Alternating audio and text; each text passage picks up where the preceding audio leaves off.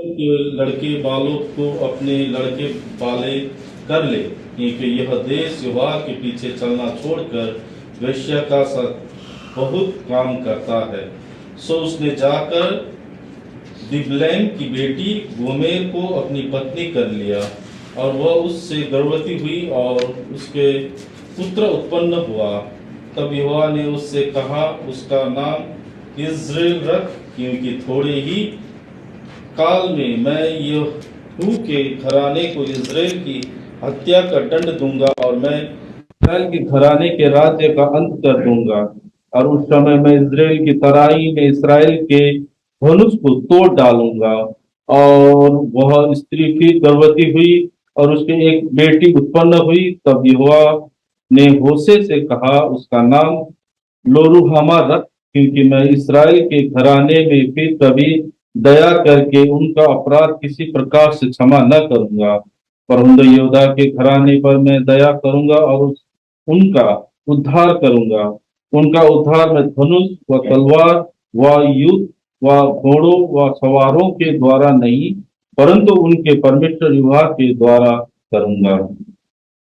हमने पिछले सप्ताह इस बात को देखा, जब परमेश्वर के प्रति विश्वास योग्यता से नहीं चलते उसके परिणाम बहुत कुछ होता। इस बात को हम होशिया की किताब में स्पष्ट रीति से पढ़ सकते हैं।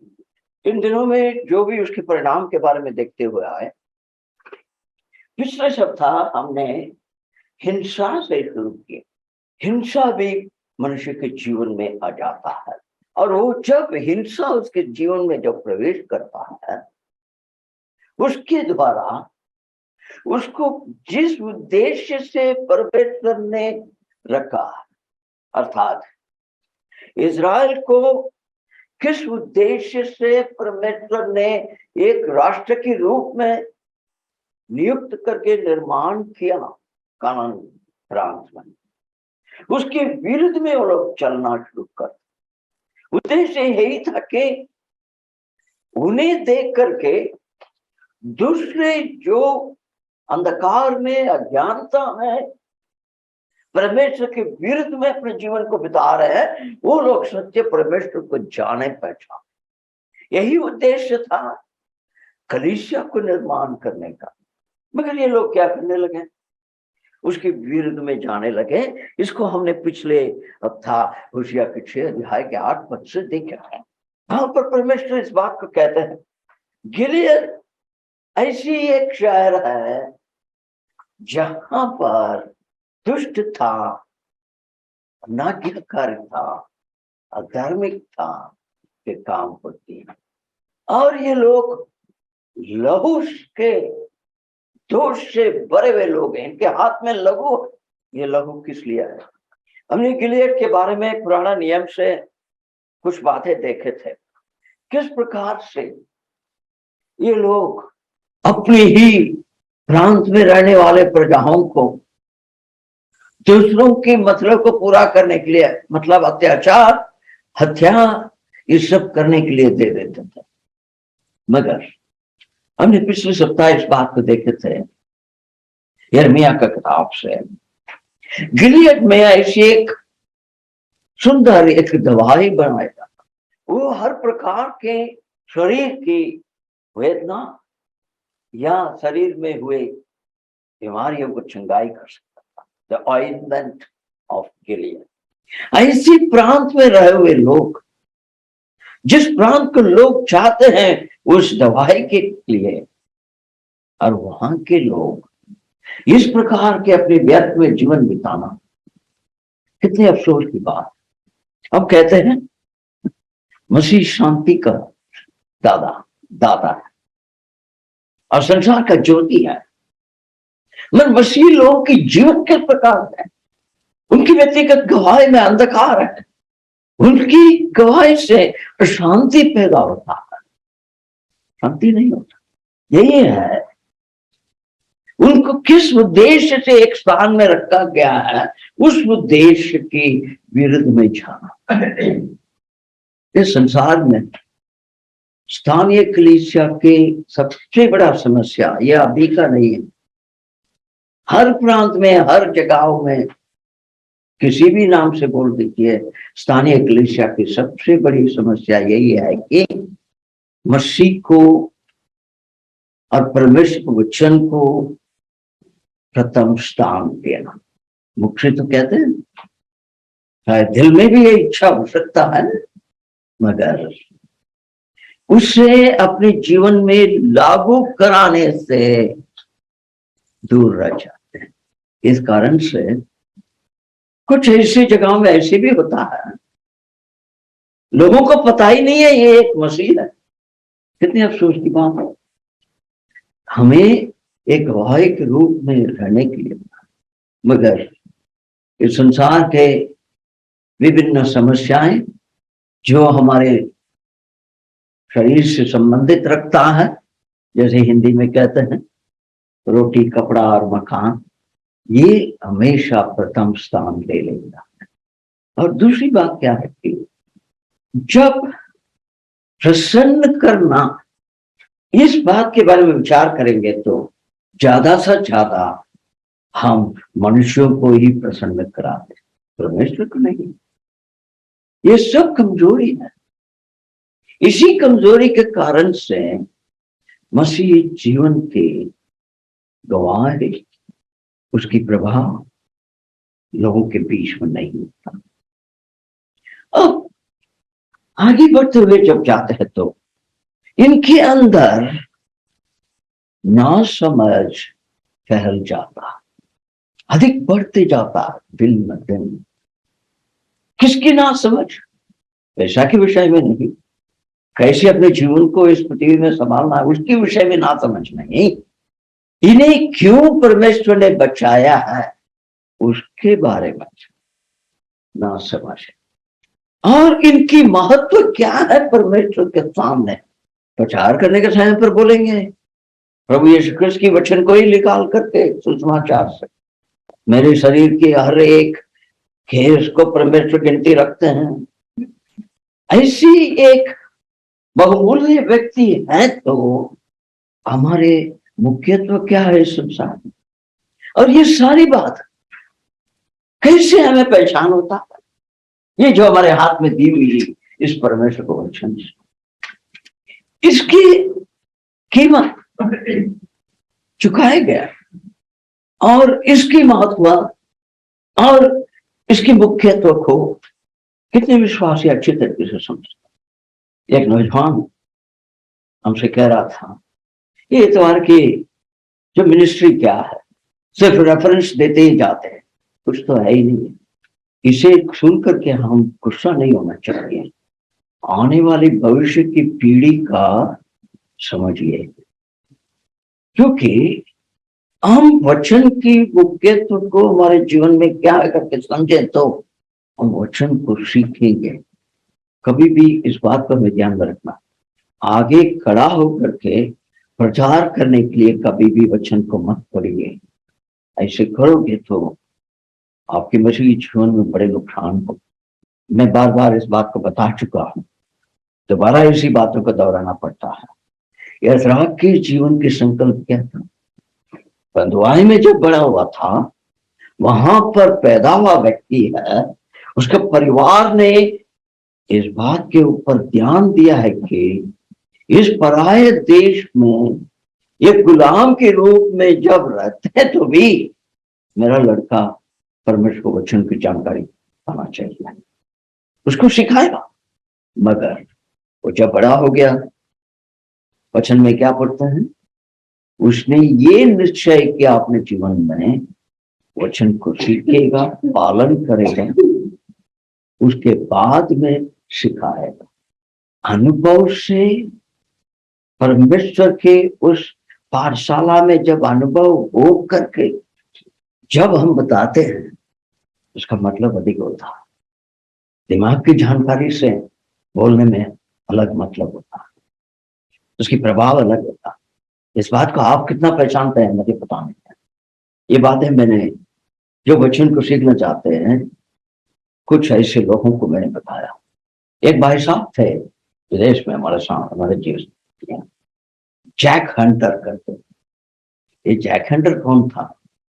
बार्बर था, दिन भर काम करना, मगर उनकी लिखी हुई कमेंट्री को पढ़िए, टिप्पणी नेपाली में, और हिंदी में क्या है कमेंट्री को क्या बोलते हैं, जो भी है। व्याकरण तो ग्रामर हो गया, ठीक है। यहाँ मेरे पास में वो तो पुराना यह है कैसेट, वो था, उसको जब आप सुनेंगे या उसकी कमेंट्री को पढ़ेंगे, वचन बिल्कुल तात्विक वास्तविक रूप में आपके सामने खड़े हो जाएगा, आत्मिक आंखों के सामने। और कुछ ऐसे भी अच्छे दासों की लिखी हुई कमेंट्री भी है, उनकी लेक्चर को भी सुनी है, इस पर सिर्फ ज्ञान की बातें मिलेगी। ये सिर्फ पहचानने वाले ही पहचान सकते हैं। जैसे मैंने इसकी शुरुआत में बोला था, कैप्सूल, जिसको कैप्सूल चाहिए उसको जैक हंटर पसंद में नहीं आएगा। जैक हंटर की बातों को समझना मतलब आप अपने जीवन की प्रत्येक दिन को तुलना करके देखेंगे, तब तो उसकी गहराई आपको समझ में आएगा। मगर उसकी प्रचार में कोई बड़ी बड़ी बातें नहीं होगी, बहुत साधारण सिंपल बातें जो होगी, साधारण बिल्कुल सुलभ रीति से बच्चे भी समझ सकते हैं, मगर उसकी गहराई को समझना उसकी अलग अगुवाई। ये ऐसी किस्म का एक पहचान होना चाहिए। दिन भर खड़े होकर के दूसरों की सुर को काटने के बाद में शाम को खड़े होकर के वचन को सिखाना, उसके जीवन की कार्य यही था। कितना कष्ट उठाया होगा। इज़राइल का भी यही था। परमेश्वर ने अपने वचनों में ऐसी बातें कहते हैं जिसको पढ़ने से हमें अचंभित लगे, जो हमने पहली बार बहुत बार पढ़ चुके हैं, मगर इस संदर्भ में जब छोड़ के देखेंगे तब आपको समझ में आएगा। निकालिए 8 अध्याय की 12 पद, पढ़िए इसको। मैं तो उनके लिए अपनी व्यवस्था की लाखों बातें लिखता आया हूँ, परंतु वे उन्हें पराया समझते हैं। दोबारा पढ़िए। मैं तो उनके लिए अपनी व्यवस्था की लाखों बातें लिखता आया हूँ। लाखों बात है। दूसरा, ये हिंदी में भी ऐसे ही है क्या? आप कौन सा बाइबल हो रही है? पहले तो पढ़ा वही है, दूसरा कोई है? बांग्ला है क्या? बांग्ला में क्या लिखा है भैया? बांग्ला आप पढ़िए, मुझे पता नहीं।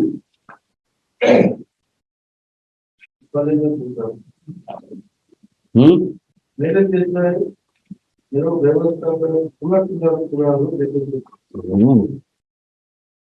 इधर भी निकालिए, होशियार कौन निकालेंगे?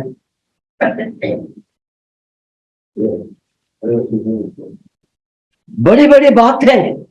बांग्ला में क्या लिखा? तब तक मैं बोलते जाऊं।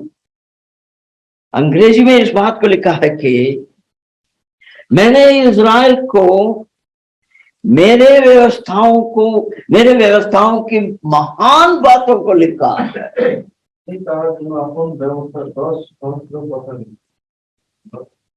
मैं तो सुना ही नहीं है। 10 सहस्त्र मतलब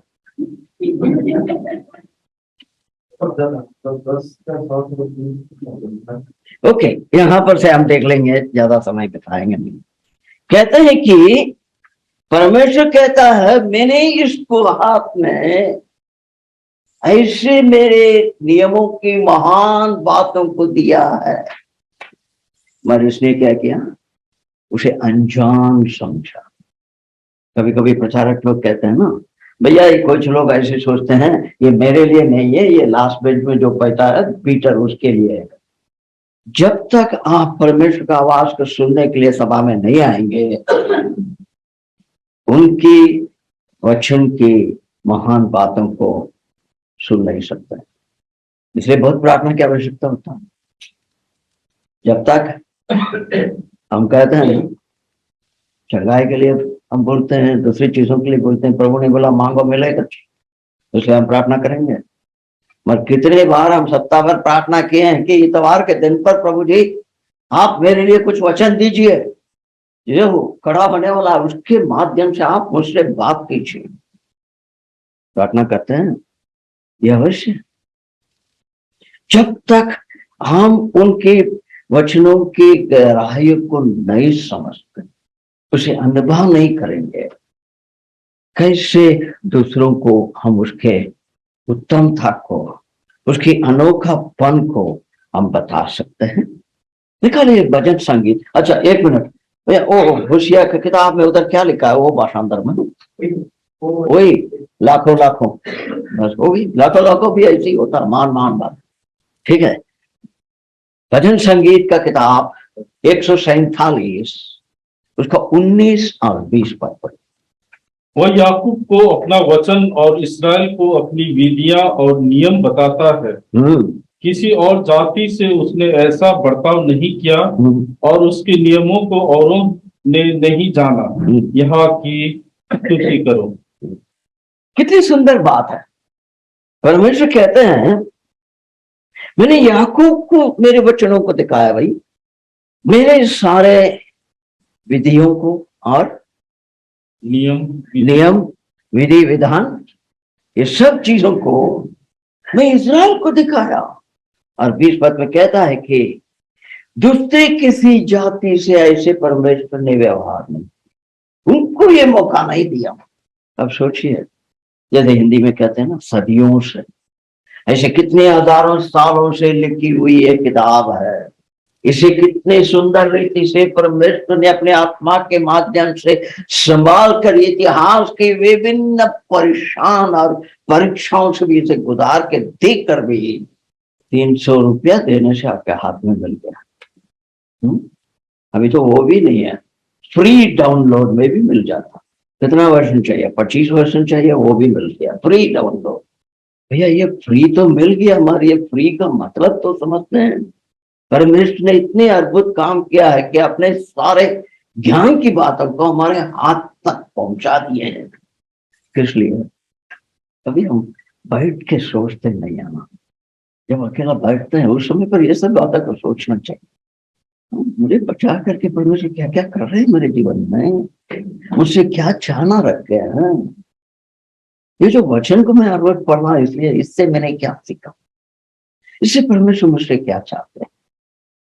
ये सब साधारण बात है, बहुत बात सुनते हैं, पर फिर भी हमारे दिमाग में इस बात का महत्व नहीं आता। निकालिए नहमयाह का किताब 9 अध्याय, नहमयाह 9 अध्याय उसका 13 और 14 पद। फिर तूने सीने पर्वत पर उतरकर आकाश में से उनके साथ बातें की और उनको सीधे नियम, सच्ची व्यवस्था और अच्छी विधियां और आज्ञाएं दी और उन्हें अपने पवित्र विश्राम दिन का ज्ञान दिया और अपने दास मूसा के द्वारा आज्ञाएं और विधियां और व्यवस्था दी। तो बातें लिखा, आप सिनाई पर्वत पर उतर कर, कहां से? ऊपर से। स्वर्ग की निवासी परमेश्वर सिनाई पर्वत में उतर कर उनसे बातें करते हैं और उनको सही न्याय के बारे में बताया है। ये सब शब्द यहाँ पर जो परमेश्वर ने कहा है, ये कुछ पोएटिक लैंग्वेज नहीं है, लिटरेटरी लैंग्वेज नहीं है, लिटरेचर के लिए नहीं है। ये व्यर्थ में इस शब्दों को नहीं बोले हैं, क्योंकि अभी बाद में जो वचन पढ़ेंगे उससे समझ में आएगा। इसका सबका मतलब है राइट जजमेंट, ट्रू लॉ, सत्य जो व्यवस्था, गुड स्टैट्यूट्स। देखिए हर चीजों में एक एक एक, एक चीज अंग्रेजी में है, मत दूसरी भाषा में किस प्रकार से है मुझे पता नहीं है, मेरे भाषा के अभाव के कारण से दूसरी भाषा से मैं बोल नहीं सकता। गुड स्टैट्यूट्स एंड कमांडमेंट्स, ये स्टैट्यूट्स और कमांडमेंट जो है, अच्छा स्टैट्यूट का अर्थ क्या है? हिंदी में कैसे लिखा है उसको? अच्छी विधियां, अच्छे विधियां और आज्ञाएं दी। आज्ञाएं, ये आपको करना है, जो भी करना है करके बोला है। परमेश्वर कहते हैं ये सब अच्छा है, मैंने बोला नहीं बोला। और स्टैट्यूट का अर्थ यही है कि जो नियुक्त किया हुआ नियम है, परमेश्वर ने एन एस्टैब्लिश्ड लॉ, इसको स्टैट्यूट बोलते हैं। ये भी अच्छा चीज है मैंने शुरू किया। और 14 पद में कहते हैं कि अपने पवित्र विश्राम के दिन के बारे में जानकारी दिया। मतलब यह है कि परमेश्वर यही चाहते थे कि वो और उनकी प्रजा एक संग संगति करें। उसके लिए उस दिन को उन्होंने नियुक्त किया। तुम भी अपने सारे काम छोड़ दो, मैं भी तुम्हारे साथ में मिलूंगा उस समय बिताएंगे। चलो ये भी। और प्रिसेप्ट्स को कहते हैं कैसे अपने जीवन की चाल होना चाहिए, कॉन्डक्ट, उसके बारे में आज्ञा देते हैं। या तुम इस तरीका से चलना है, इस तरीका से चलना। हर गेम में, अभी तो कॉमनवेल्थ गेम चलता है तो इसलिए सब लोग खुशी की बातें करते हैं। आप भी, हम तो यहाँ नहीं करेंगे क्योंकि हम लोग विश्वासी लोग हैं, मगर बात तो करेंगे तो कितना मेडल इंडिया ने जीता। ये सबके पीछे कोच रहता है, तैयारी करने वाला वही है। वो उस दिन में हमारे साथ में हमें सलाह दे करके हमें तैयारी करते हैं।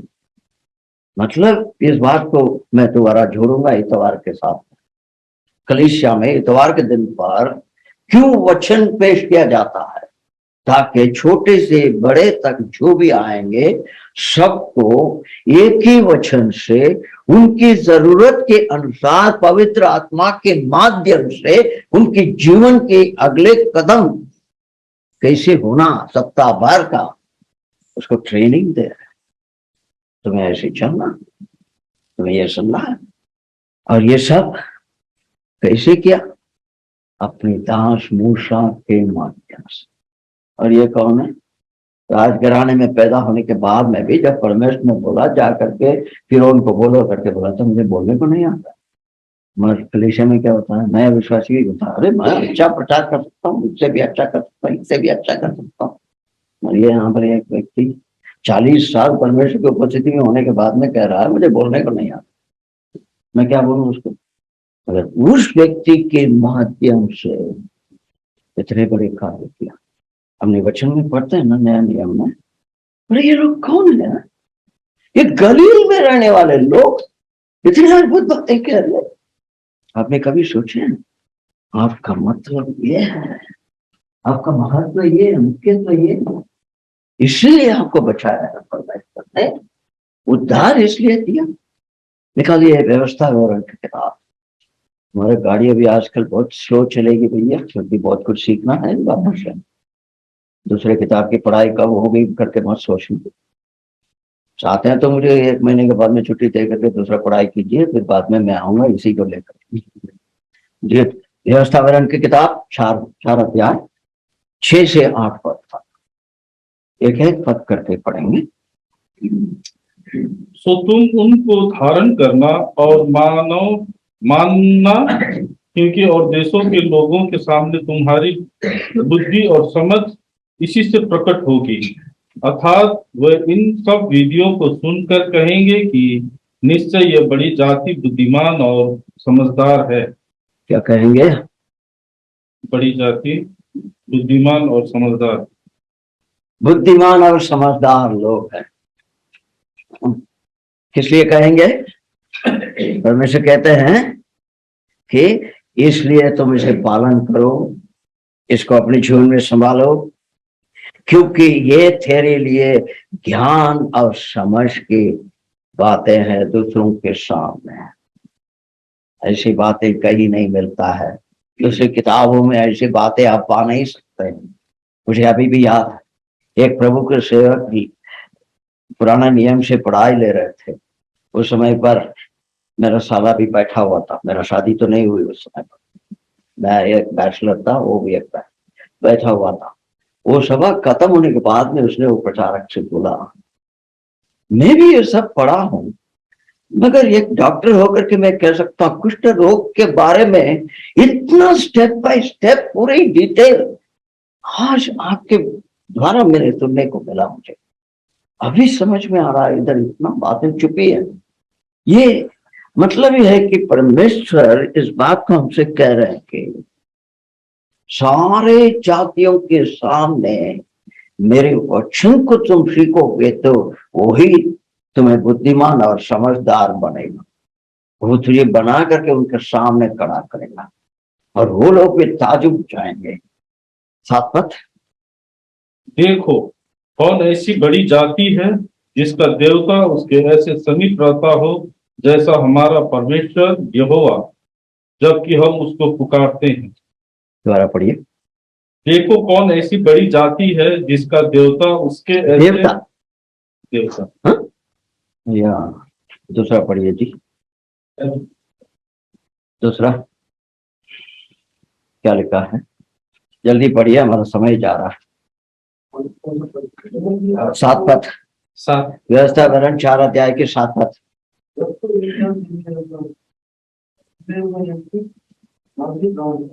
અને પરંતુ હમને વંચન હમને મળે ઉગાડે તો હરેક પુરાના નજીક ગુણવંત ને ઈશ્વર ઉસકી જસ को ईश्वर लिख रहे ईश्वर लिखा और हिंदी आपके पास में तो इनोसेंट वर्शन में नहीं है। ठीक है, उसमें क्या लिखा? और what great nation is there that has got so near to it and the Lord our God is close to us for our walk. यहाँ पर ये बातें लिखा है कि ऐसी कौन सी एक देश है जो महान हो सकता है जिसके नजदीक में परमेश्वर है। और हर बातों में, हर विषयों में जिसके लिए हम उनसे पुकारते हैं, हमारे नजदीक है हमारे परमेश्वर। कौन सा ऐसा देश है भाई? अंग्रेजी में लिखा है, What nation is there so great who hath God so nigh unto them? As the Lord our God is in all things that we call upon him for. हम जिस बातों के लिए भी उन्हें पुकार दें, सभी बातों में वो हमारे साथ नजदीक में मौजूद है। अब जाइए नया नियम में, प्रभु यीशु कृष्ण ने क्या बोला? मैं हमेशा तेरा साथ हूं। मतलब समझिए, कलीसिया है, उनके साथ में परमेश्वर सदा है। ऐसे कौन सी जाति को पा सकते हैं? अब जाइए 8 पद। फिर कौन ऐसी बड़ी जाति है जिसके पास ऐसी धर्म में विधि और नियम हो जैसे कि यह सारी व्यवस्था जिसे मैं आज तुम्हारे सामने रखता हूँ। अनंतता के लिए भी सारी व्यवस्था, सारी नियम, सारे शिक्षा हमारे हाथ में दिया गया। जब परमेश्वर को वचन इस बात को कहता है तो वो झूठ नहीं हो सकता। दूसरे लोग बोल सकते हैं हमारे पास में है करके, मगर जीवित परमेश्वर कहते हैं कि तुम्हारा ही पास है, दूसरों के पास में नहीं। इस्राएल से कह रहे थे इस बात को, और ये सारी चीजें होते हुए क्या हुआ? जाइए दूसरी राजा की किताब 17 अध्याय 15 और 16 पद। वे उसकी विधियों और अपने पुरखाओं के साथ उनकी वाचा और जो चितौनियां उसने उन्हें दी थी उनको तुच्छ जानकर निकम्मी बातों के पीछे हो लिए, जिससे वे आप निकम्मे हो गए और अपने चारों ओर उनकी उन जातियों के पीछे भी हो लिए जिनके विषय यहोवा ने उन्हें आज्ञा दी थी कि उनके से काम न करना। 16 वरन उन्होंने अपने परमेश्वर यहोवा की सब आज्ञाओं को त्याग दिया और 2 बछड़ों की मूर्तें ढाल कर बनाई और असेरा भी बनाई और आकाश के सारे गणों को दंडवत की और बाल की उपासना की। यहाँ पर कोई है या कॉमनवेल्थ गेम्स का ओपनिंग सेरेमनी देखा? पूरा यूट्यूब में धंधा हो रही है उसके बारे में।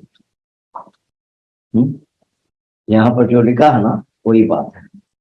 जो जो चीज परमेश्वर ने उनसे कहा मत करो, मत सोचो, वो सब चीजों को कर, और परमेश्वर ने जो कुछ भी उनके बुराई के लिए दिया वो सब छोड़ दिए। यही तो है। मतलब नहीं है, बातों को नहीं जाने, ना समझ हो गए। और यहाँ पर क्या लिखे है? आपने पढ़े थे, निकम्मा हो गए। और अपने दिमाग में बिल्कुल व्यर्थ बन गया। और उनके चारों तरफ में जो लोग हैं उन्हीं के चीजों के पीछे लग गए, उन्हीं के तरफ हो गए। उन लोगों ने परमेश्वर की दी हुई विधि विधानों को छोड़ दिए और अपने लिए मूर्तियां बना दी। बहुत साल के पहले एक व्यक्ति ने एक कैसेट मुझे दिया था और उसको मैं सुन रहा था। इतवार के दिन पर कोई कहीं एक व्यक्ति प्रचार कर और उस पर वो अमेरिका वो प्रचार कर रहा जब बोल रहा है हर चीजें हम परमेश्वर से चाहना रखते हैं, और जब वो ऑफरिंग बॉक्स होगा ना तब वो चेक को डालने का समय पर आंखों से इतना आंसू निकलता है क्योंकि वो चेक जा रहा है, मेरा बैंक बैलेंस जा रहा है। यही है बिल्कुल। कोई मन में परमेश्वर ने इतने महत्वपूर्ण जीवन मेरे हाथ में दिया, इसके बिताने का तरीका भी मुझे दिया है। इस वचन के लिए मैं मुख्यत्व देना वो समझ नहीं। नेहमिया 9 अध्याय के 26 पद। परंतु वे तुझसे फिरकर बलवा करने वाले बन गए और तेरी व्यवस्था को त्याग दिया, और तेरे जो नबी तेरे और उन्हें फेरने के लिए उनको करते रहे उनको उन्होंने घात किया और तेरा बहुत तिरस्कार किया। हमारे देश में प्राय मेजॉरिटी तो हिंदू लोग हैं। इनकी एक प्रणाली है, जब लड़की शादी करके अपनी माँ के घर से जाती है पति के घर में, कोई के प्रांत में ऐसा है कि उनके हाथों में अन्न दिया जाता, मतलब राइस बनाया पकाया हुआ नहीं है, उसको अपने सिर के पीछे ऐसे डालते डालते जाए। मतलब ये सब चीजें मेरे लिए अभी नहीं है, छोड़। वही है यहाँ पर अंग्रेज में लिखा है कि they cause thy law behind their backs। फेंक दिया उसको, फिर मुड़ के नहीं देखेंगे उसको। कितनी दुख की बात है वो। यिर्मयाह 6 अध्याय 16 और 17 पद। यह यूं भी कहता है, सड़कों पर खड़े होकर देखो और पूछो कि प्राचीन काल का अच्छा मार्ग कौन सा है, उसी में चलो और तुम अपने अपने मन में चैन पाओगे। पर उन्होंने कहा हम उस पर न चलेंगे। मैंने तुम्हारे लिए पहरुए बैठा कर कहा, नरसिंगे का सब ध्यान से सुनना, पर उन्होंने कहा हम न सुनेंगे। हम चलेंगे नहीं, हम सुनेंगे नहीं। ये भी मसीह लोगों का समस्या है। ये सब रेफरेंसेस मैंने किस लिए दिया, अब चाहिए हमने जो शुरू में पढ़े थे Hosea 8 अध्याय की बात। मैं तो उनके लिए अपनी व्यवस्था की लाखों बातें लिखता आया हूँ, परंतु वे उन्हें पराया समझते हैं। पराया समझ के अनजान चीज। अब आपको समझ में आएगा क्यों होशिया के द्वारा परमेश्वर ने इस बात को कहा। ये सब बीते हुए बातें हैं यहाँ पर लिखी हुई है। उसके बाद में आए हुए नेहमिया से कहे और दूसरे भविष्यवक्ताओं से भी इस बात को कहे, यिर्मयाह से कहा, मगर उसके पहले ही होशिया से परमेश्वर ने कह दिया ये लोग मेरे विषयों को अनजान समझ करके, मतलब ये बेमतलबी चीज है, ठुकरा दिए, फाल दिए। और ये जब ये हिंसा जब बढ़ता है, अपनी मुख्यत्व को तो नहीं समझेंगे और हम लोग जो है वी बिकम लाइक ब्रूट्स, जंगली जानवर की तरफ हो जाएंगे अपने स्वभाव में। मतलब बिल्कुल दूसरों से कठोर रीति से व्यवहार करेंगे, हिंसा उनसे हिंसा करें, बिकम लाइक ब्रूट्स। ये बातें क्यों कहते हैं, पढ़िए 1 अध्याय के 4 पद। उसके लड़के वालों पर भी मैं कुछ दया न करूंगा, क्योंकि वे कुकर्म के लड़के हैं। नहीं, होशिया 1 अध्याय के 4 पद। तो यहोवा ने उससे कहा, उसका नाम इस्राएल रख, क्योंकि थोड़े ही काम में मैं यहोवा के घराने को इस्राएल की हत्या का दर्द दूंगा। और मैं ईश्वर के घराने के राज्य का अंत कर दूंगा। 5 पद। उस समय मैं इस्राएल की तराई में ईश्वर के धनुष को तोड़ डालूंगा। ये इसमें बहुत कुछ हमें पढ़ाई करना है, इसको आज पूरा कर नहीं सकते, मगर ये 4 पद में जो बातें लिखे हैं, उसने कहा कि इसका नाम जसरील रखो। जसरील नाम उसको देख करके परमेश्वर कहते हैं कि जसरील में बहाए हुए लहू के बदला में लेने वाला हूं। किसके ऊपर? जहू के घराने के ऊपर, और इज़राइल के सारे राष्ट्र को मैं खत्म कर दूंगा। और 5 पद में कह रहे हैं कि उस दिन में मैंने इज़राइल के सारे अधिकार को जसवील की तराई में छोड़ दूंगा। ये होशिया के 1 अध्याय के 4 और 5 पद में परमेश्वर ने भविष्यवाणी के रूप में दिए। एक जहू के घराने के ऊपर मैं बदला लेने वाला हूं लहू का, और इज़राइल के राष्ट्र को भी मैं खत्म कर देने वाला। मतलब वो जो 10 गोत्र जो ऊपर थे वो सारे बंधुआई में जाएंगे। उसके बाद में अभी तक वो लोग वापस नहीं आए। एक ही दिन इसी अध्याय में है, हमने पढ़े थे, एक दिन ऐसे होगा जब उन्हें जमा करेंगे। हाँ, इज़राइल के सारे अधिकार और मुख्यत्व को इस सारे संसार के सामने जसवील की तराई क्षेत्र में मैं खत्म कर दूंगा। इसका क्यों इसे परमेश्वर ने कहा, इसे हम आने वाले सप्ताह में देखेंगे। जब हिंसा बढ़ता है तब हम बिल्कुल कठोर से क्रूएल बन जाते हैं, हमारे व्यवहार में क्रूएलिटी रहता है और बिल्कुल वायलेंट भी बन जाता है। लोग करने वाले, ये हमें लगता है अच्छा मत लगता, मगर एक बात हमें ध्यान में रखना है, संक्षिप्त रूप से बोल कर समाप्त करूं। ये जहू को परमेश्वर ने ही खड़ा किया न्याय के लिए, फिर जहू के ऊपर क्यों न्याय करने वाले? परमेश्वर ने ही तो उसको बोला तुम ये करो करके, उसने किया। क्या बोलने के लिए, क्या करने के लिए बोला वो हम देखेंगे। जो वचन को जानते हैं वो लोग जानते हैं, मगर यहां पर कह रहे हैं कि मैं उनके ऊपर बदला लेने वाला। इसका कारण है, इसे विश्वासी लोग कुछ बातें सीखने का, प्रभु ने हमें कुछ मौका देते हैं, कुछ ऐसे समय देते हैं जब न्याय की उस लाठी को हमारे हाथ में दे दिया। कलीसिया इस बात को बराबर ध्यान में रखना चाहिए। कैसे न्याय करते हैं? जो परमेश्वर के सीमाना है उसके बाहर चले जाओगे तब आपके ऊपर भी न्याय आए, छोड़ने वाला नहीं है। कि यहू जिसको उसी ने चुना उसके ऊपर ऐसा है तो अन्य जाति कहां से बचेगी? यही तो हम देखते हैं अशुर लोगों की विषय, इसी को हम देखते हैं नेबुकदनेस्सर बेबीलोन के विषय में, इसी को हम देखते हैं जो मीडो पर्शियन और पर्शियन एम्पायर के ऊपर, और आखिर में रोम की साम्राज्य के ऊपर भी यही होने वाला, हुआ भी है, होगा भी।